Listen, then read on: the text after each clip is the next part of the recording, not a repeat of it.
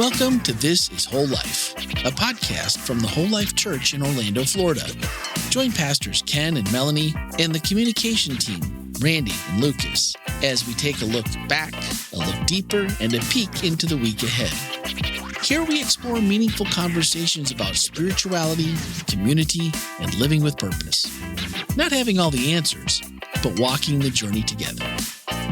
Wherever you're listening from, you're welcome here. This is WholeLife.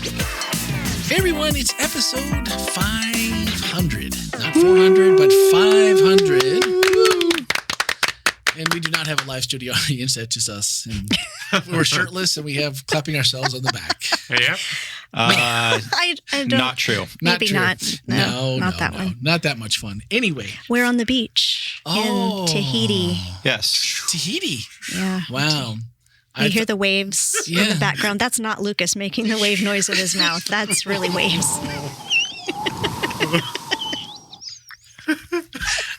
Who can make a crackling fire on a beach fire, like a bonfire?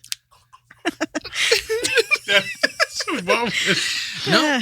We're gonna. If you join the Slack channel today, you'll notice a few photos and other Easter eggs in there. Rudy the Rootinest Tootinest Rooster has joined us. Thank you, Cecilia and Clan, for naming him a couple of years ago. He's our mascot here at the podcast. There's a magic bag hanging out by Ken. There's snacks on the counter. And before we get started, this is WholeLife. We do this every week live from the WholeLife Church in Orlando, Florida. And we dig a little bit deeper into the message of the previous week. And this previous week was January the 3rd. It was Ken Wetmore. And we teased it last week. I don't know how much of it you caught or didn't or was paying attention, but greater things are happening because it started this past week. And if you were here, the church looks all different. It's in all kinds of shades of blue and light blue, dark blue. There's banners, there's boxes, there's lights, there's all kinds of cool stuff to just kind of make you remember when you walk in. What is it? Yeah, we're expecting greater things. I have to say, I'm pretty proud of the WholeLife staff. Took down all the decorations from Christmas, put up the new decorations for our first Sabbath of the new year with the new theme launch. Great job, guys. I think I was just impressed with how quickly, efficiently. I got accused of being too gleeful about taking down Christmas decorations, but I like it because I know what I'm doing. Like the putting up part, I don't understand. I don't understand where the things go on the tree. I don't understand that. I don't know where the tree's supposed to stand. But I know where it goes. That's right. Like, I know where that storage closet's at. It's a lot easier going down than going up for some reason. Definitely. I had two people ask me, when did you guys transform the church? Like, it was Christmas last week, and all of a sudden, now it's not. And I was like, Friday. Yep. They're like, yesterday? And I'm like, yesterday. I said, when we were done by, 2 o'clock? I think we had it done in 2 or 3 hours, right? Yeah. It was efficient. It was efficient. And it looks good. It looks good. And and anything better than Christmas, but, bah humbug. But we're over that now, right? We're past that. So I wanted to give you guys some context because someone asked me the other day, they're like, what's the big deal? 500 episodes. I don't get it. And I was like, okay, it's time for me to brush up on my research. So I asked ChatGPT exactly how many podcasts are there, how many are currently updating on a regular schedule, and how many have eclipsed 500 episodes? Okay, that's a good question. I was actually just about to get my AI and ask that question. Go ahead, because we might get a different answer. Because here's the thing. There is, again, like I mentioned last week, there's no public data on a lot of podcasts because there's a lot of things that go into it. Again, advertising. Nobody wants to tell how many their true download numbers are because that gives away trade secrets, and they're negotiating with, Purple Mattress to, get X number of dollars per download and advertising dollars, blah, blah, blah, all that kind of stuff. So while the total number of the podcasts are in the millions, data on specific episode counts across all platforms, it's not centrally tracked anywhere. It's something the IAB, I believe, one day will do. That's the International Association of Broadcasters, and the IAB standards became a big thing a couple of years ago, and more platforms, including Captivate, which we were on, uses just to make sure that everyone's getting a fair shake. They know how many your people know how many they're getting, and the people that are paying you for ad time know how many you're really getting, and so that makes it fair for anyone. So most podcasts have only a few episodes. An estimated 90% of podcasts stop after just 3 episodes. Wow. Only a tiny fraction of podcasts produce content consistently over a long period. One report found that only about 155,000 out of millions of podcasts were regularly updated at the time of their analysis. Wow. So other than a few notable long-running shows that they gave me the Adam Carolla Show, Mike O'Mara Show, Survival Podcast, Skeptic's Guide to the Universe. So there's a couple, and I'm sure there's plenty more. So there's not a definitive number, but as of late 2025, there are approximately 345,000 to 487,000 active podcasts, which update new content depending on how active is defined, represents a small fraction, roughly 8 to 11%. Only 8 to 11% of the total number of podcasts that have ever been created, which is over 4.5 million, actually update on a regular basis. So active just refers to 30, 60, 90 days. We're weekly here, obviously. September 25, roughly 487,000 podcasts published an episode in the last 90 days. Vast majority of podcasts do not maintain a consistent schedule. It's estimated that nearly 44% of all podcasts end after only 3 episodes. Does that count as a podcast? I don't know. They say it's a phenomenon known as pod fading. I'm like, pod nothing? I mean, I don't know. So, but that's so I just wanted to kind of give you some idea of why 500 is a big deal, because we've joined like 8%. We're in the top 11% of all podcasts. So I looked this up. Mine said that less than 1%. Wow. Of all podcasts get to 500. Wow. Wow. Well, there you go. Less than 1%, because they're saying their numbers were similar to yours, saying that that there are the active number of podcasts, right, that are actually regularly, but they said of those really only I think less than somewhere between 20 and 40,000 have over 500. And if you think about it, like I think the number one, they said it's hard to know which show actually has the most episodes, because a lot of radio shows have taken their radio shows and turned them into podcasts. And those are the dailies. That's wild. Yeah. The Ramsey Show has 5,000 plus episodes. Keith and the Girl has 3,700 plus. The Adam Carolla Show has 3,500. The Joe Rogan Experience has 2,400. So when you start thinking about that, we have 500. Yeah, it's compared to some of those. That's and that some of those. Good work, Randy. That's what we're trying to say. Good work. That's a money-making machine if you think about it. And there's only one show that I listen to that on a regular basis that I know, and it is a Packer. It's called Pack a Day, a podcast. And I was just going to check and see, because I forgot to do it, how many episodes.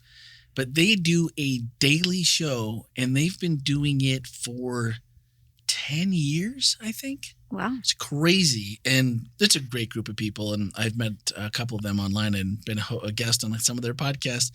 And I don't remember how many, but it's a daily show. They do not miss 352 episodes a year. It's crazy. Wow. But that's real dedication. And we're only a seventh of that. So it's only partial dedication.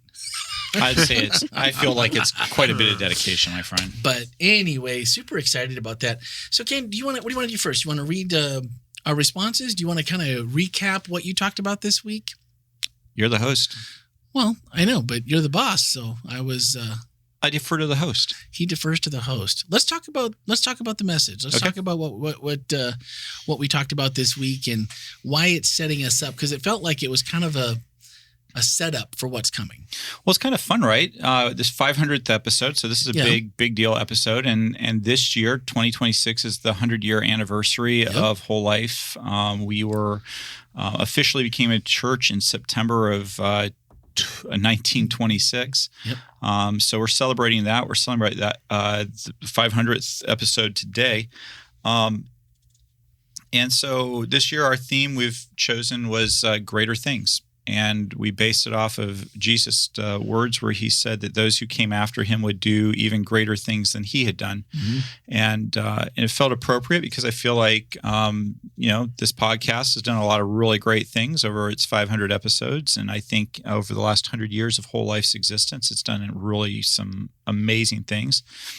And so I think it's easy sometimes to bask in what was, back when I was a boy, that kind of thing, right? That thing I do with my kids where I tell them how much better people were at managing life, even though that really wasn't true, right? But we kind of sometimes can bask in what was, and not feel like the future has, how can the future get better than what already has been, and yet Jesus, one of my favorite things Jesus says here is that you'll do greater things than I did, which seems somewhat mind-blowing since he was bringing people back from the dead and, miracles and all that, and preaching parables, all that stuff. And he says, hey, when you come after me, don't worry, you'll do greater things. And so we kind of dug into that passage. What is that really talking about? What does that really mean?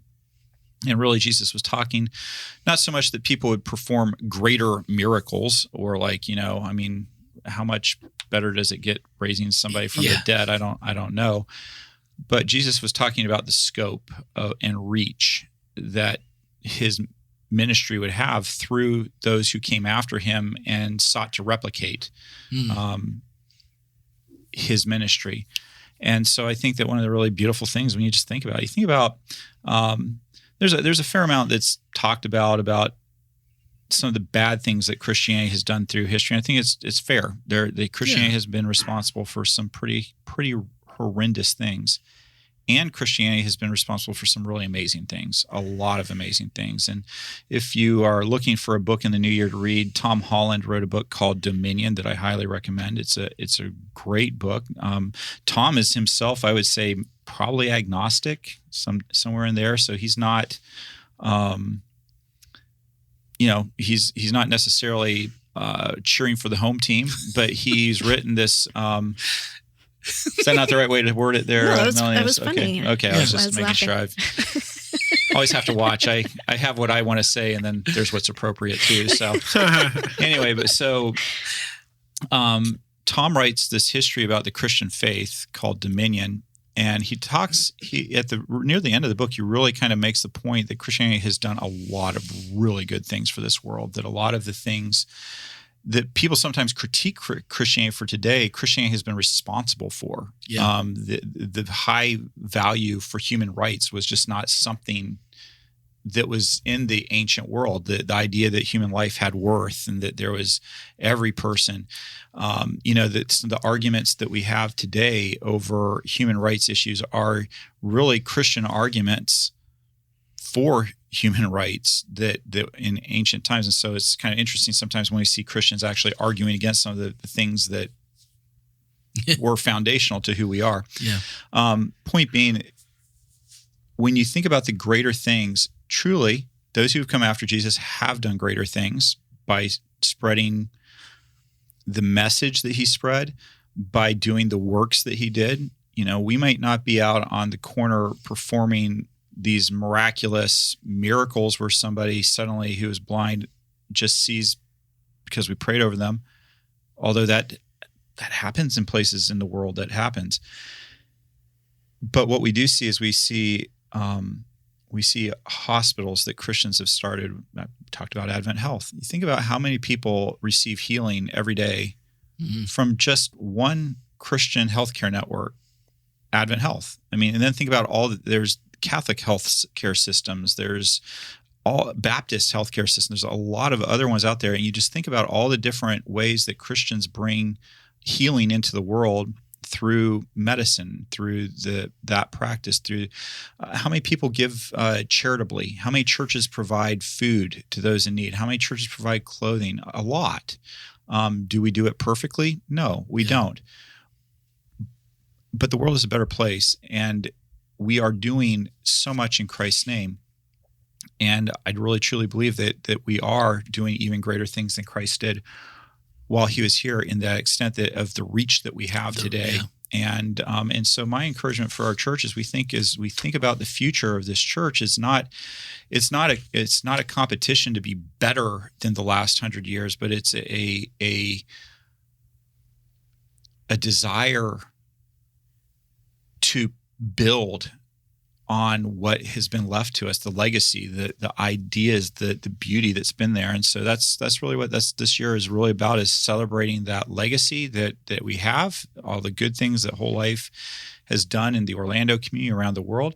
And then also saying, hey, but God's not done with us. Not done. There's even greater things to be done. And it doesn't diminish the past. It actually enhances the past. The works, when God's people do good things in Christ's name, it enhances Christ's reputation, not detracts from it or make him less. And that's the beauty. There's several quotes. I was told that I probably need to explain who a couple of the quotes came from. I didn't really say who Thomas Aquinas was, but he was a fairly well-known ancient theologian in the early Christian church. And Martin Luther, the great reformer from the Middle Ages. So anyway, include a couple quotes there that, if you had the chance to watch the sermons, go watch that. I really like Thomas Aquinas' quote that we used there. There was a ton of people that I talked to after first service. I got caught up in second service with speaking to someone that I never met for the first time, or I had just met for the first time. I'd never met prior. And Danielle, if you're listening, been praying for you and hope you will be back this next week. That would be pretty cool. And give Baron a hug from me if you're listening.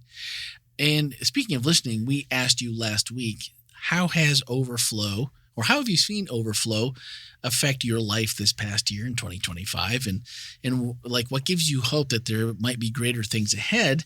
And a few of you responded to the challenge, and I'm a little surprised because a couple more were like, oh man, I can't wait to send mine in. I've got a good one, and I haven't heard from you yet.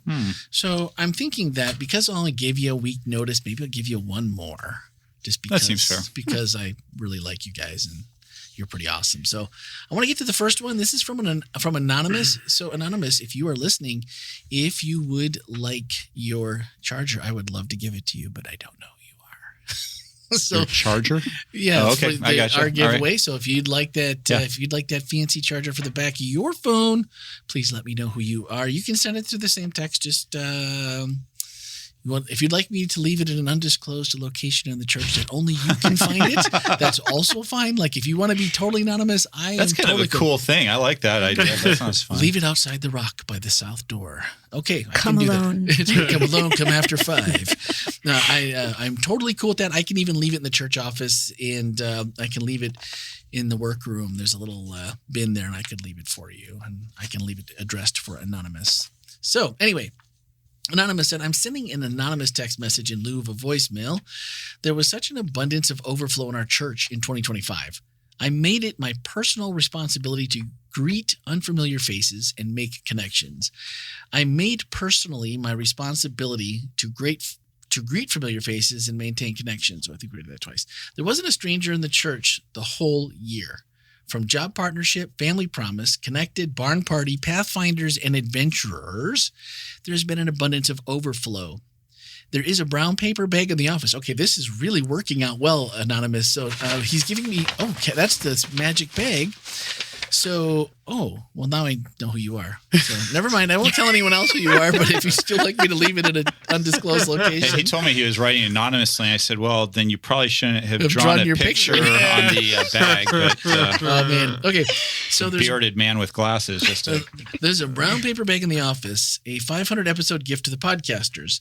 On a previous episode, it was mentioned that some persons don't have a toothbrush in house, but were there for extended hours. I have found that psychologically brushing your teeth is a good mindset between meetings, tough conversations, long phone calls, etc. There's also a bag of socks for someone's 51st birthday that happens to fall on this day as well. Happy birthday to you. Happy birthday. Who's 51? Why would this one? Today's your birthday? Well, for those tomorrow. Who are listening. It's tomorrow? It will be today, tomorrow. Yeah. All right. I was like, dang, bro. Well, I don't know. I'm not sure. Does is it charcoal infused toothbrushes? Oh. I've never used one of those before. That's awesome. Does it It's supposed to whiten your teeth. The charcoal whitens your teeth. Oh, so it doesn't give you the hillbilly look? No, it's a disinfectant also. No. Why did you look at me when you said that? Why are you feeling sensitive about that, Melanie? Oh, man. Should we put that in the Slack? No, we better not. That's probably not appropriate. Oh, hang on. We got one more thing here. Insta-Bright. Ultra Bright. Ultra Bright Advanced Whitening. So this is he said I've found psychologically brushing your teeth is a good mind reset between meetings, tough conversations, long phone calls, etc. All right, and socks for your birthday. I love them. So I have a pair of Pop-Tart socks. I have a pair of Kellogg's Frosted Flake socks. Oh, come on. I have a pair of Mountain Dew socks. And now I have a pair of Pepsi socks. That's awesome. That Mountain Dew is legit because that's the original Mount Rushmore logo. So I think that, I think people ought to vote on the Slack channel for which pair I wear this week. All right, so let's get pictures of those and we'll put them in the Slack channel before that. And just because this person is awesome. The first one was sent. Or a person, if you tell me which pair you want me to wear this week, I'll wear them. Yes. The first text message was sent with confetti, and the second one said "Happy 500th episode," and that was sent with fireworks. So also just know that they have some style. You know? Nice. And so they also included a guide for us for brushing our teeth. Oh. This kind of looks like it comes from maybe Gemini. What are the emotional benefits of brushing your teeth? And it says the act of brushing and flossing goes beyond just removing plaque and bacteria. And now this is all like, you would see your answer highlighted in Gemini. It fosters a sense of calm, builds self-confidence, and helps manage stress. Wow. By keeping your teeth clean, you not only invest in your physical appearance, but also in your psychological well-being. Well, thank you for thinking of us who drink coffee and stain our teeth and eat donuts and need to get those out of our teeth. And also strawberry, pistachio, truffle bites. I'm just excited to try out a charcoal toothbrush. I have never heard of that before. This is great. Brand new to me. So, all right, here we go. Next one is an email, and this is here's looking at you, buddy. Congratulations on the 500th podcast episode. I'm sorry for not writing more within the last 6 months, but I want you all to know that I listen to the message every Sabbath and the podcast every Wednesday. Sabbath and Wednesdays, my 2 favorite days of the week. Yay. Thanks to each of you, the rest of the WholeLife Church staff, and the entire WholeLife Church family for showing up and doing everything that you do, especially the podcast episodes. I don't know where I would be without them. Here's to 500 more episodes and most certainly 500 more greater things. Signed, Carolina Dave. Oh, thank you. Hey, Carolina Dave. I know, right? It's been a long time. Good to hear from you, my friend. Good to hear from you. All right, which one are we going to say? Well, this is the answer to the question that's upcoming that we had from the message. All right. Hi, WholeLife Podcast. As you read this, it's obviously too late. It will be episode 500 already. But nonetheless, I wanted to clarify what I meant by top listeners inspired. Hi, Mariana. How you doing, Mariana? I definitely do not want nor need you all to be talking about me for a full episode. Let's do it. Let's do it anyway. I think it's fun. Good heavens. God knows I'm not that interesting. And even if I were, we all know this podcast is about Jesus, not me. What I meant was advertising where the podcast would be so the top listeners could participate and perhaps live as you've done in the past. Oh. I always enjoyed listening live to the podcast and even participating. But to answer your question, God had overflowed into my life in 2025 in so many ways that it would take the whole hour just to get started. But some of the highlights include my family and I are all healthy. I changed jobs in 2025 and I'm now working at AHU while studying for my master's degree as a nurse practitioner. Nice. God has opened a lot of doors for my clinical hours, which at one point seemed like an impossible task to achieve. And my oldest daughter graduated with her bachelor's in health science and was accepted into a very competitive residency program at Advent Health. Good job, Gabby. These are just a few of the many blessings God has poured into our lives, and I can't wait to see what great things he will do in 2026. And again, thank you all for your work as it doesn't go unnoticed. Happy 2026, your top fan, Mariana. Yay. So, guys, hit me up with how you would like to. And if you're just going to be at church this week, go ahead and just come on up to the second floor or find me around, and we'll make sure you get your little gift. for participating. And I know that we had, and for those of you who said you were going to send, please do, because there was a handful of you that I was really excited about. I mean, I'm excited to read everybody's, but I was excited to hear what you had to say and how God overflowed in your life, and take advantage, because my contact in Hong Kong, where we got these, said, I've got 10 more ready to go for you if you'd like to place an order, and we can get them there quickly. So you wouldn't even have to really wait that long to get them. So do send it in this week. Lucas, we had a couple of questions, right? I got 2 here. Got 2? Yes. All right. So the first one was from Matthew. Shouldn't quality be the driving force of ministry rather than numbers? Numbers feel more like a business metric, and when emphasized too heavily, they risk feeding ego rather than faith. When I look at Jesus' ministry, I see him prioritizing intentional, relational time with those around him whenever he went. He focused on depth, not scale. So this raises an important question for me. Is being a quality church eventually treated as an afterthought because numerical growth is what's valued most? Will people be reduced to statistics? Will members become numbers rather than individuals known, discipled, and cared for? That tension is something I'm genuinely trying to understand. Well, I mean, I think the way we talked about numbers last week on the show was listenership. We talked about how many people listen to the podcast, how many people tune in to the best of our knowledge online, and how many people show up every week. And I don't think that's the focus in any way. It's really for us to gauge, are there times when things are ebbing and flowing, and what might be the cause of those? Or are we not doing a good job of presenting Jesus in a way that makes sense to someone who might invite a friend for the first time? Is it not enough that someone who's been here for a long time still gets fed spiritually? I mean, I think there's a lot of questions that go into how we do that. I answered this question during second service, and that's why I was a little quiet, just because I answered it during second service, and then Dale quoted something from my sermon that was like 7 words, like one sentence or something. So okay. I challenge you, Randy, to go find the one sentence that Dale quoted. Just him saying it. You can have put Dale's voice in here, and that'll be the answer to the question, because it was concise and it was to the point. End of second?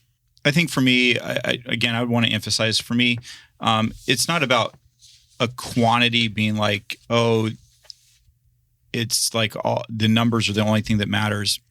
And yet reach does matter. Reach does matter. Being able to impact more people in better ways is a good thing. And so that's really what we're trying to do. We're trying to keep our excellence. We're trying to make sure that we still care about every single person individually, while at the same time understanding that we're going to grow. And in that process, you kind of have to get to a place where you scale things a little bit. But I do think that WholeLife has something special that's worth scaling. And so that's one of the things that we're working on right now. I think it's important to think about what it is that we're trying to scale, because it's not about getting bigger and bigger and bigger and bigger because we want to be bigger, like that's some kind of measure of success. I think what it is for me is the number of people that have come to us or that join us online that say, I wish I had WholeLife here. I wish I had WholeLife where I am. Yeah. And, the people that drive for, 90 minutes to get here on a Saturday morning, like there's a reason that people are showing up here. And it's not just because, we have, progressive music, or we have, cool lights, or there's something that is really intrinsically special about WholeLife and our values and the way that we live into this community that we have. And it's attractive to people, and people are drawn to it. And what is really, really sad to me is that people don't have that always where they live. Yeah. And so this is not about us saying, we're so cool, we need to just get bigger and bigger and bigger. This is about us hearing that need coming from people and the desires of their hearts, and trying to figure out, all right, how can we reach out further and further and further for those people who need a WholeLife in their lives. Another thing that I think is important for us to remember is, as we grow, and we are growing I mean, Yeah. we're not in the business of trying to go out and, grab people from the highways and byways. There's something special happening here that people are drawn to. And I think also, though, we had almost 1,100 people at church this past week. And we're having trouble finding places for people to sit. And I feel so bad sometimes because I have to say, well, there's the overflow, or there's the worship cafe, you can sit in there. And, people line up on the back walls because they want to be a part of what's happening.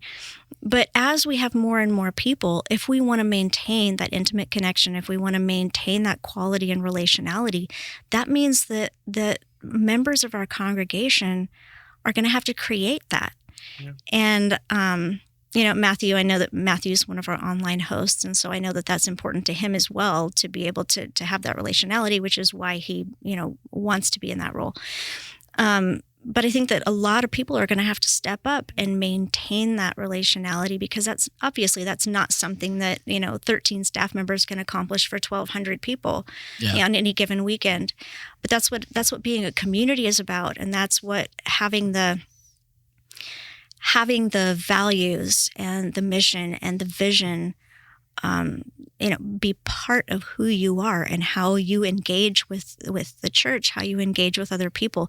That's how the quality is maintained. Yeah. That's how the relationality is maintained. So it's on all of us to do this. And I think what people don't also remember or maybe think about is that what's good enough for God. Andy, this was probably 3 years before he retired. It might have been a series or just a single message, but I've never forgotten it, because there was some project going on and there was talk about, maybe we shouldn't spend so much money doing X, Y, or Z. And Andy was like, well, here at the hospital church, I think we were still hospital church at that time. And I could be wrong, but either way, at this church, we want to do everything we can with as much excellence as we can, because not only is God worthy of it, but he said, look through the Bible and see all the things that were done for God and by his request. And he required excellence. He wanted things for a certain reason. And he's like, when you put someone in charge of something, they have a talent. They have some excellence that they want to share. You look at, not just staff, but look at volunteers that come and smile for how many hours behind the coffee bar, making coffee and, moving stuff around. You have people that are greeting with a smile on their face the whole morning. You have people milling around, talking to people and engaging and listening. And it's all intentional. So I think the part that seems cold, or maybe it's calculated. Well, if we do X, Y, and Z, we'll get these results, which can seem formulaic, and it can seem, I don't know if I really want that to feel. It doesn't really feel like warm and fuzzy. It doesn't feel like the organic. Like it's just happening. But you have to start somewhere and decide what your goals are, and then how are you going to achieve those goals? Something that we do every year here as staff, and for church those of board. Us, church board, everybody. Like if I report to Ken. So Ken asks me, hey, what are your goals for this year? What are your department goals? How are you going to hit them? What does it look like? Can you handle those? And we do each thing with the thought of, we can do this and we can do this really, really well. We can be exceptional. And hopefully we get really close to all those goals and we do a great job, and we learn if we make a mistake. Because like he said before, Christianity, do we do everything perfect? No, but that's our intent. And I think that intent can get confused for just being kind of cold and just a formula that we use. But it always comes down to the why. Mm-hmm. Mm-hmm. It always comes down to the why. Why do we plan ahead? Why do we think through things? Why do we? And the reason is because we want to introduce people to Jesus. Yeah. We want people, we want to tear down walls, and we want to create an environment and a place where people can encounter Jesus and have their whole life be changed in positive ways and grow. And so that's why we do what we do. It's the reason why we try to plan ahead. It's the reason why we think ahead. I had a professor in college. He was a theology professor who he he kind of was chiding somebody. I think somebody in class had said something about, well, they'd waited till the last minute so that the Holy Spirit could do his work and speak, and the Holy Spirit. And he said so, and the professor said something like, well, why can't the Holy Spirit speak to you on Tuesday?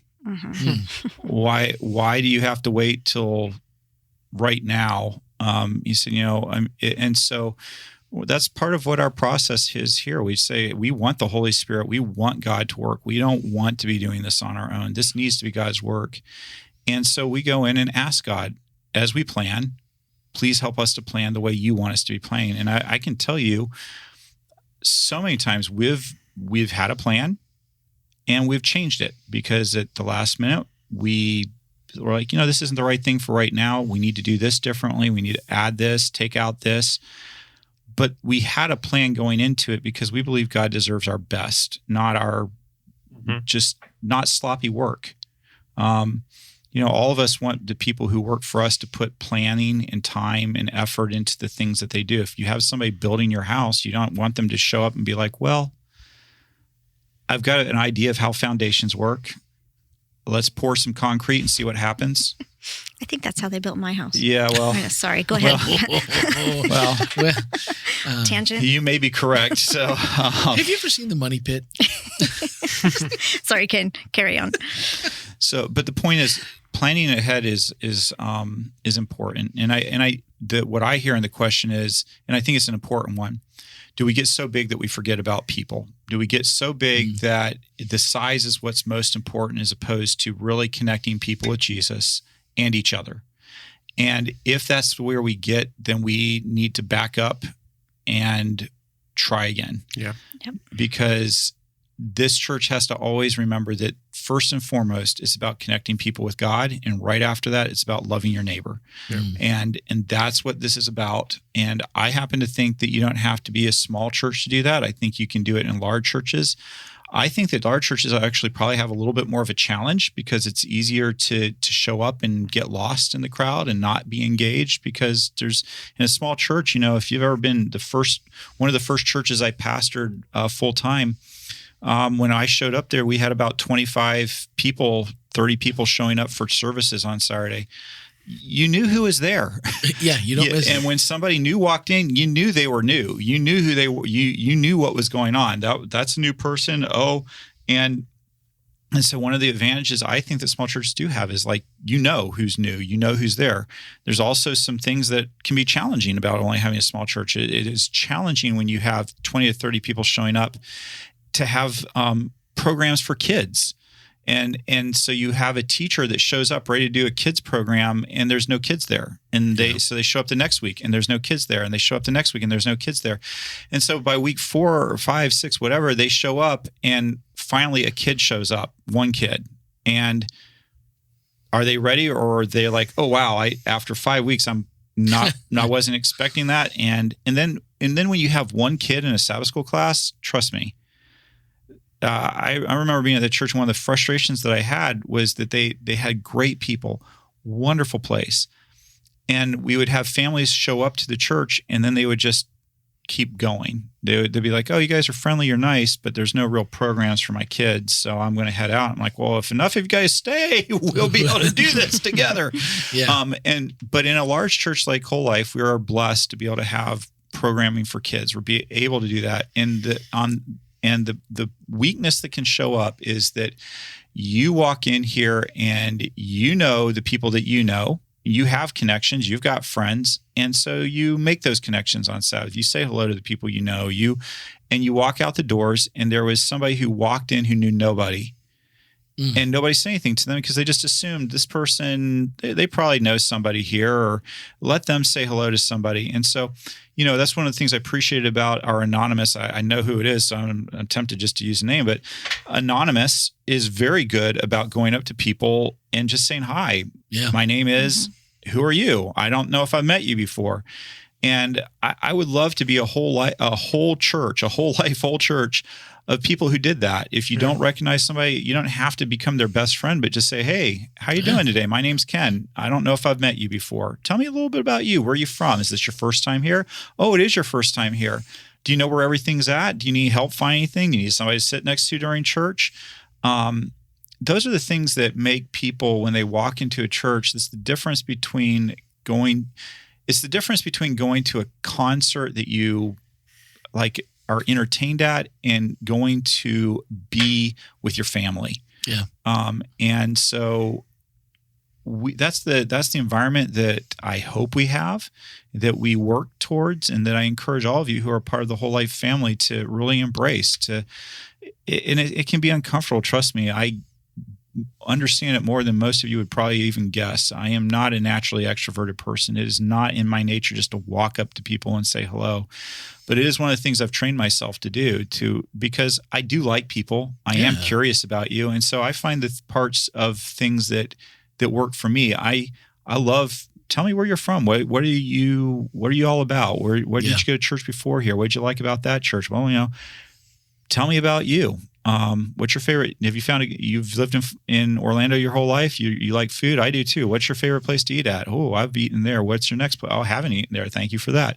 Yeah. So there's just lots of different ways for us to be engaged. But I really hear what Matthew's asking, because I think it is a danger for growth, is that you become so focused on the growth that you forget the why that was behind that growth. And hopefully that is not what's going to be happening and what is happening here at WholeLife. And I've got to tell you, this Sabbath was stunning to me.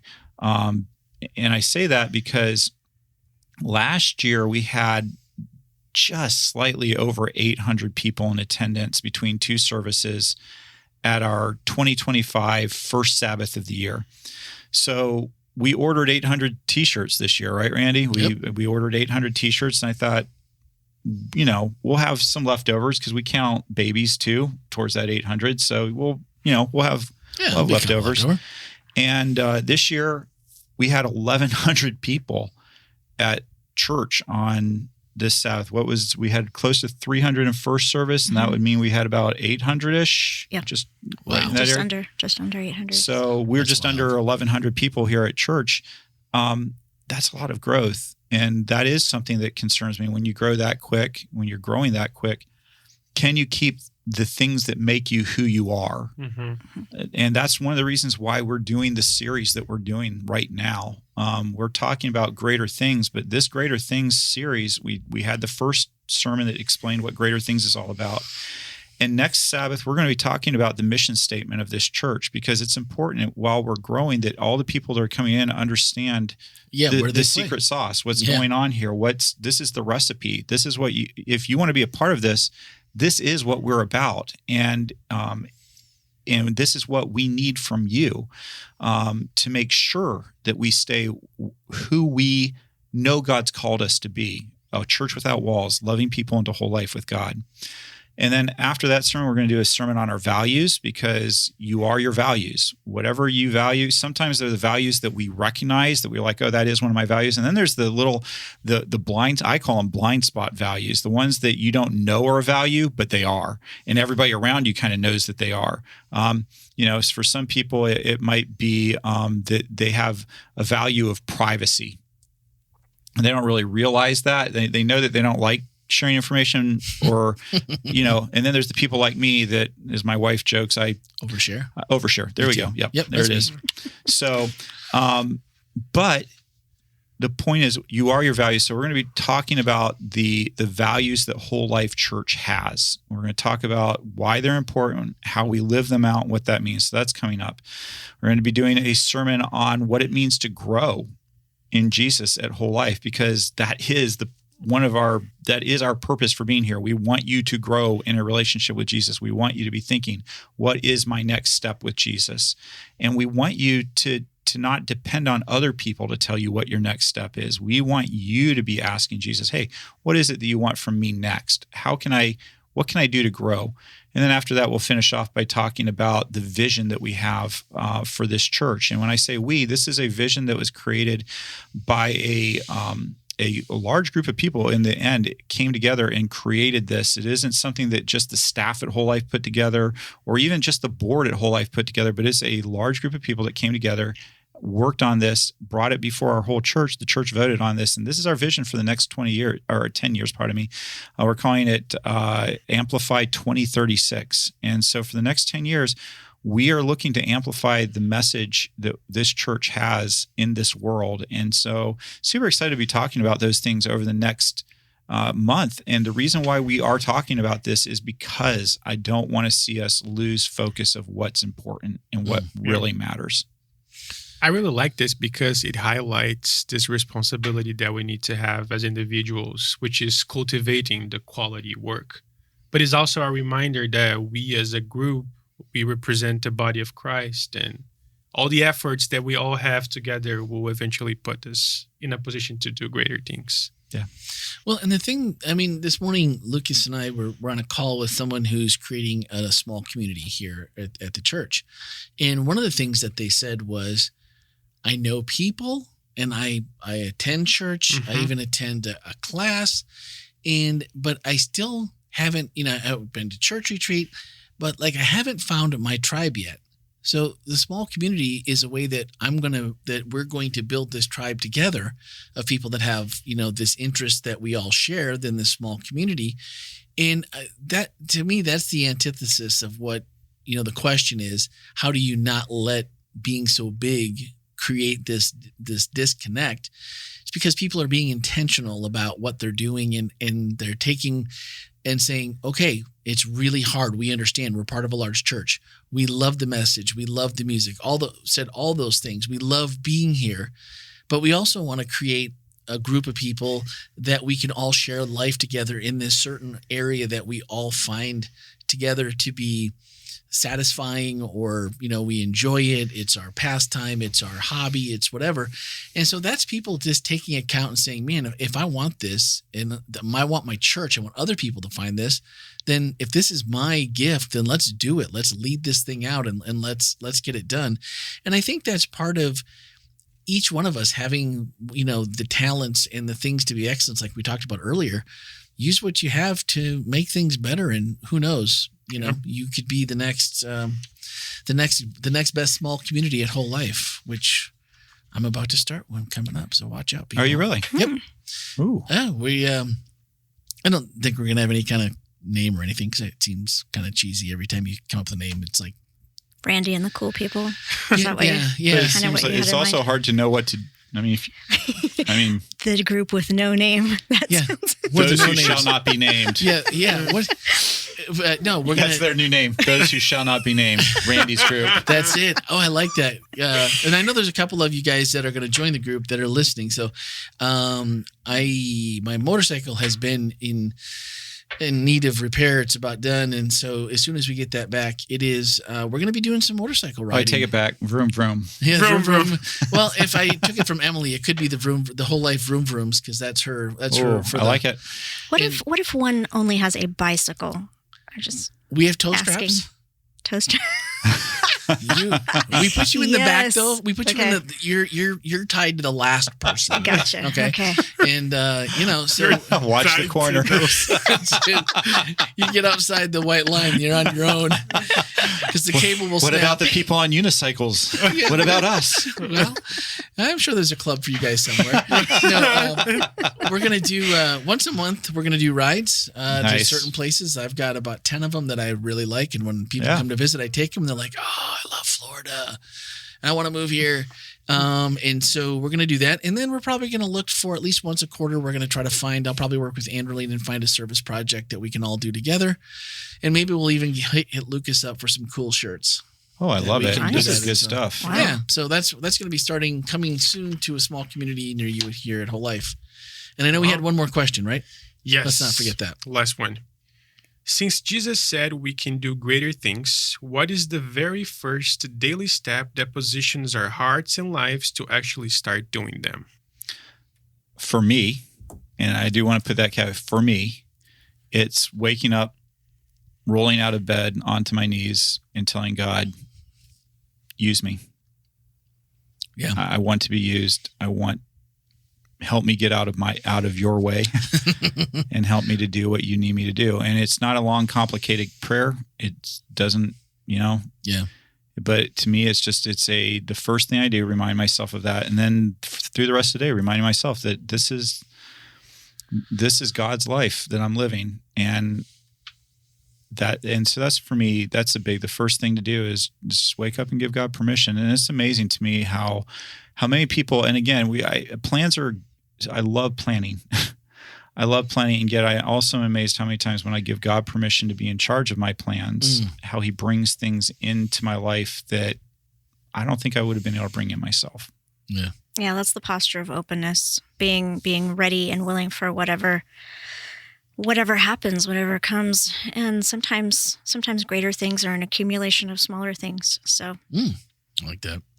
I think it also, for me, it starts with gratitude, just being grateful for what I have, not what I don't have, and thinking about that or dwelling on that, but finding the positives that, every day you wake up and go, oh, I've got air conditioning today. Cool. literally. Literally, right? Like, cool. Oh, I see what you did there. I got that. Thank you, Melanie.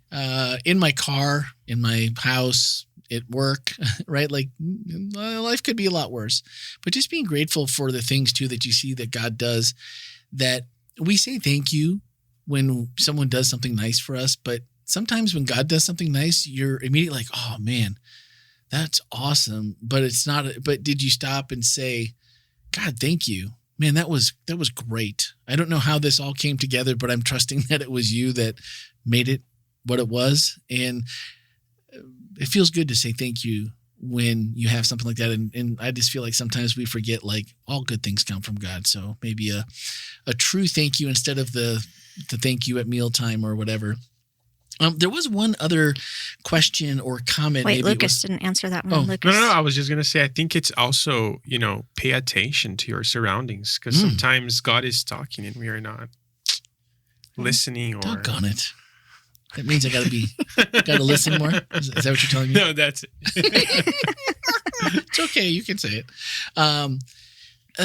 Someone from the chat asked if how the math worked for if the conference didn't make us a church and they give a different date. Do you remember? Do you have that question? 1922? Yeah, because it was actually 1922, the hospital. If you go to our website, wholelife.church/100, this will kind of run it back for you. This is a history in a timeline format that probably needs a little more attention. Maybe there's more details, but this is kind of a higher, kind of a 30,000 view. I think moving forward, we're going to change that a little bit and start putting more things in that you can watch and kind of see the growth that's going to happen, especially over the next 10 years. Seems to make sense. Yeah. But if you go to wholelife.church/100, 1922, hospital employees began worship services. And this is a group of hospital employees began Saturday afternoon services. And they did this on the day porch of the hospital. Mm-hmm. But then in 1926, the hospital services moved to the Winya Chapel. I'm not sure how you pronounce that. But on September 24th, the Florida Conference of Seventh-day Adventists organized the hospital services that have been meeting on the front porch into a church meeting in the Winya Chapel. So that's where the 1926 to the 2000. So what was the question they were asking about that? I think they had a different date of when we became, or a different understanding of when that was. So I just wanted to clear that up, that it was 1926. So what we're celebrating is when we officially became an official Seventh-day Adventist church. Seventh-day Adventist denomination has a process that groups have to go through to receive an official designation as a church. So you start off often is what's called a branch Sabbath school. From there, you move to what would be called a company of people, and then from there, you would move to being church status. And each one of those mile markers has different things that you have to accomplish in order to move on to the next designation. I think it was, and if you go to that webpage, you can actually. The starting is in 1885 was when they say the first Seventh-day Adventists were in Central Florida. 14 Seventh-day Adventists began meeting in a private home And I don't remember the other date because I don't have it in front of me. But there was it maybe 81 when the Sanitarium Church was renamed to the Seventh-day Adventist Church at Florida Hospital. So maybe that was it in the question. I just remember seeing it in the chat, and I should have printed it off. But that's the reason why it's the 100-year. Yep. Starting from 1926. You can go check out the website. There's some new stuff. Actually, also, it's the Amplify 2036 is at the top of that page. That's upcoming for this upcoming event. And there's a link there that'll take you, or you can go to wholelife.church/Amplify 2036. That will give you the different pieces and parts of like Ken mentioned, our mission and our vision and values and all that stuff. And it's all there for you to take a peek. And actually, the presentation that we made to the church is on that page as well. So you can check that out if you are so interested to kind of find out the process that we went through. We did about an hour long, but it was pretty interesting. It felt like it went pretty fast. So I think you'll find that interesting as well if that is if you have interest in that. 54 minutes. I guess we're about done. Maybe if you trim it, you can get it to 50 minutes. Maybe. Which is like... What are we going to cut out, though? Maybe all these pauses. Just speed us all up so we talk a little bit faster. Like just slightly. 1.25. 500, the Micro Machines episode.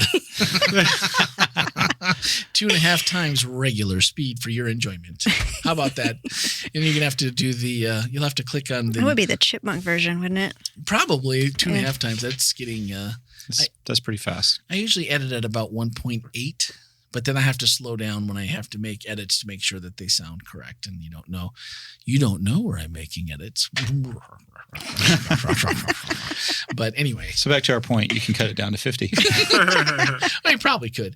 Okay, so next week, swipe up in today's show notes. Make sure you catch Ken's message if you missed it this week, because it's going to be a little important as we move into the rest of the series. Get the baseline set, and then you'll be able to keep up with what's happening in the next couple. And after Greater Things, how many weeks are we for total? 4 weeks of Greater Things. So what's after that? Then we have our Black History Month celebration right after that, and we have a really amazing concert that evening. Yeah. For what? Can we talk about that, or is that out in the open, or? I don't think we've announced it yet. What's that? Our Black History Month concert. Is that the first week? That's the first weekend of February. Saturday okay. night. Oh, cool. Yeah, I think it's February 7th. I have to look at a calendar and make sure. But yes, it's going to be very cool. I think we should hold out on that just a little bit longer, but I will tell you, it is going to be fantastic. Well, it's always fantastic. Is there something new that we didn't? Yeah, we're doing something new this year. Oh, but you're not going to tell us. Not that's yet. That's typical Melanie style. See, Melanie cannot have her own podcast because she'd never tell you anything. it would be 30 minutes. Ken and Randy, on the other hand, will tell you about their spleen operation. So if you really want to know, I'm down. And I figure everybody wants to know. Why wouldn't they? And Melanie will release no data before it's time. Just bits and pieces of data. I like the unfolding of the mystery. Yeah. No, and you're good at it. So I'm not saying that it's bad, because we just know that if Melanie holds the secrets, you're not getting the secrets. That's just all there is to it. You sucker. Forget it. You ain't getting it. She's out. You're done. But So did I hear you asking about what the series after this one's going to be? So we talked about Black History Month, and then after that, we're going to do a series called The Greatest of These. Mm. And Greater things are yet to we're come. talking about 4 different kinds of love that are found in the New Testament. Ooh. So we're going to talk about Eros, Phileo, Storge, and Agape. Storge. I never remember that one. So we'll be talking about that. And then later on, we'll have a series called Game Changers, where we're talking about different people in the Bible who changed everything. And then I think we have that gets us all the way into summer, right? No, we have the Don't Forget series, where we talk about things that you shouldn't forget.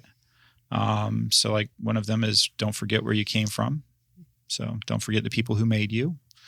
So anyway, there we got that. And then we have the summer series that we definitely want to I have one so far, and I have, I think, 11 or 10 more to fill. So feel free to let me know. But this is, we're calling it our favorite things. And Ken's spleen surgery. Yes. Episode number 2. So Melanie won't even tell you what's happening the first weekend of February, and Ken's already told you what's happening all the way through summer. I can tell you the rest of it. I am interested. I can jump into 2027 if you'd like. This is why we have the staff we have. We all balance each other out. Yeah, no, this is good. This is good. I can. Do you want to know the first series for next year's for 2027? Give it to me. That would be giving away the the theme. Yeah, so. No, we can't do that. We can't do that.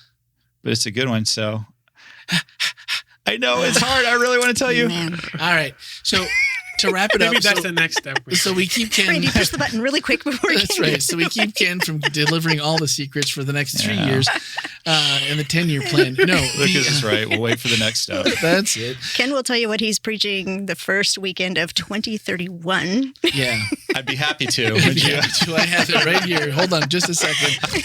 Stupid Google Docs, faster! Come on. No, I did want to do one more thing. Someone asked me. They said you said there was a surprise that was coming for episode 500, and obviously it's not here, and it wasn't location or anything like that. For those of you that have been asking, and because as we keep going further and further with the direction we've been going in the communication department, YouTube is like our biggest ally right now for our messages every week, live services, for shorts, for all different kinds of things. So we're shifting our focus more that way. And coming up, starting in February, you will start getting a video version of the podcast. So know that it's going to be an unedited as it was kind of thing. We're not going to spend a ton of extra time on it. And starting off, we might, we haven't totally figured out the camera thing yet, but we're going to do it. And so you will have a live version of that, but that is going to be, you're going to have to wait for that. So it's not going to be this immediate So hang on a second. We're having a videoed. We're we're going to have to actually dress up for this thing. Well, I mean, you do what you like. I mean, if you're going to wear your Van Halen t-shirt like normal, that's fine with me. But Gonna have to have a special podcast bathrobe. Well, you're perfect. You have I do. I have my podcast sweatshirt on right now. I guess we'll have to get those for everybody. I can't find mine right now. It's in. Well, someone took. I don't know how my WholeLife jacket was sitting in the office with broken sunglasses in the pocket. Today I found that. So it's somewhere in my house. When the laundry room gets done, I'm sure I'll find it, because that's just been an ongoing mess. But yeah, we're going to do a video version of it, but you're not going to get it on Wednesday. You're going to get it on a Friday night. So Friday night, probably about 6:00. Whoa. It'll be the outgoing. So you will be able to watch the podcast on Friday evenings. So hang on. So I'm so confused. So will they be able to listen to it on Wednesday? Everything normal audio wise. Well, nothing's going to change other than what you will notice when you listen to the podcast this week, but I'm not going to give that out. Well, if for you that are listening, you already know. For those that are sitting here, they don't know because they haven't listened to an episode yet at 500 or later. True. So something coming up new on the podcast that will not change every Wednesday morning. That'll stay the same. Speaking of grace, every Saturday afternoon before we leave, we try to get that one out. That's 99% of the weeks that happens. But Friday night, you will have a video version on YouTube to enjoy if you didn't catch the audio, or like Bernie, here's talking to you. I know you hate listening. You'd rather watch. So now you're going to get to watch. You just have to wait. Gonna have to practice my facial expressions. We'll see if Bernie likes to listen or watch after he's seen what we're about to do. Maybe not. This would be one like, of those. No, let's just go back to that without the video cameras. I think that was this will be VOD-fading. There's a reason why. VOD-fading. We only did 4 episodes, and it was a crash and burn, so we VOD-faded. Let's do an animation. We create some animations of ourselves. Oh, I like that. Ooh, the animated versions. That'd be fun. Yeah. Well, I leave that up to you. And we're going to get that next week, not a Friday night. I still don't know how I feel about this. Now everybody's going to see the angry looks Melanie gives me when I throw things her way. And yeah, but this week you could have seen Rudy, and we didn't have to take pictures of everything and post it in Slack, even though we still will. Because for those of you that listen, that'll be your key. But if you want to see it live, you can always go and watch it afterwards. There you go. So that's what the secret was, and I forgot I was going to tell you that at the last week's episode. I forgot. So there you go. All right, everyone. Thanks for listening. See you next week. Thanks for listening to This Is WholeLife. If today's conversation resonated with you, We invite you to subscribe, share, or leave a review. To join the conversation, send a text or voicemail to 407-965-1607 or email podcast@wholelife.church. To learn more about Whole Life Church or to join us online or in person, visit wholelife.church. Until next time, this is Whole Life.